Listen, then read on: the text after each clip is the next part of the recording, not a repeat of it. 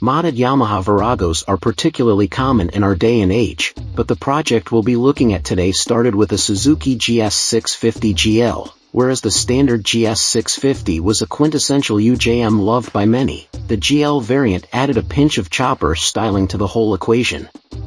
It came across as bizarre back when it was first released, and time really hasn't been very kind to the GL model either. Despite this, a talented craftsman from Anaheim, California saw some potential in Suzuki's quirky cruiser, that being none other than Johnny Nguyen. His roots are entrenched in custom cars, but he'd moved on to motorcycles a few years ago and never looked back. Operating solo as Upcycle Motor Garage, Johnny can work wonders on just about any two-wheeler that crosses his doorstep, and this restyled GS650 GL is an excellent case in point.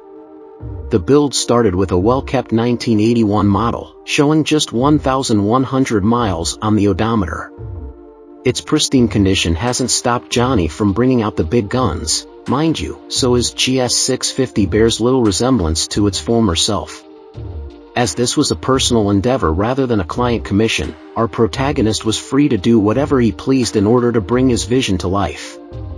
First things first, the old Suzuki had to adopt a more aggressive posture. Its forks were therefore rebuilt and lowered by about 3 inches, but the rear end is where the real party is at. There, you will come across the repurposed piggyback shock absorber of a 2003 Yamaha YZF-R6, which required some serious structural changes before it could fit. On the one hand, the swing arm was heavily tweaked to accept the new arrangement, while also gaining some additional bracing for rigidity. Up top, the adjustable R6 monoshock connects to the neatest custom-made subframe we've seen as of late. It comprises 2 simple tubes to support the seat pan, with twin LED lighting modules embedded into their rearmost tips for taillight and turn signal duties. Above the bobber-style seat pan, we notice a bespoke saddle with premium leather upholstery and white stitching done in a quilted pattern.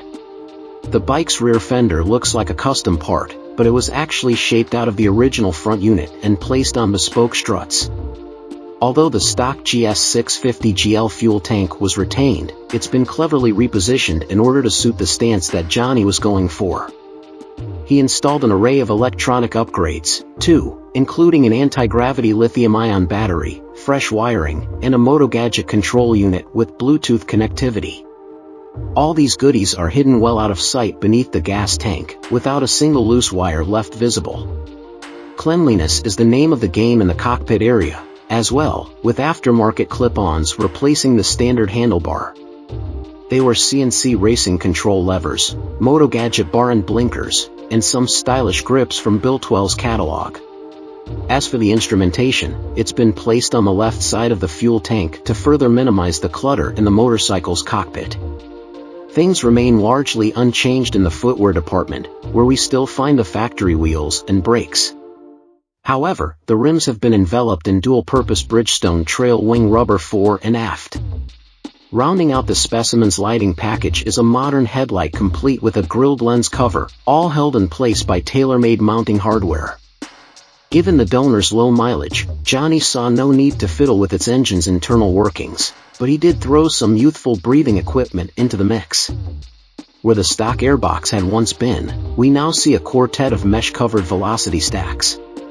The exhaust side of things is even more intriguing, as the standard pipework got swapped with a handmade stainless steel substitute built in-house. It features pie-cut headers running a 4-to-1 configuration, which eventually ends in a compact silencer on the right-hand side. What's more, the OEM clutch setup was discarded in favor of a hydraulic replacement. With all these bits and pieces in place, it was time for Upcycle Motor Garage to take care of the paint job. Johnny used a glossy, faded blue colorway on the fuel tank and rear fender, along with white pinstripes to add a bit of visual depth. The wheels have also been painted matte white, but items like the frame, swing arm, and fork lowers are all finished in black. Lastly, the engine covers got polished to a mirror finish while the inline 4 was being reassembled,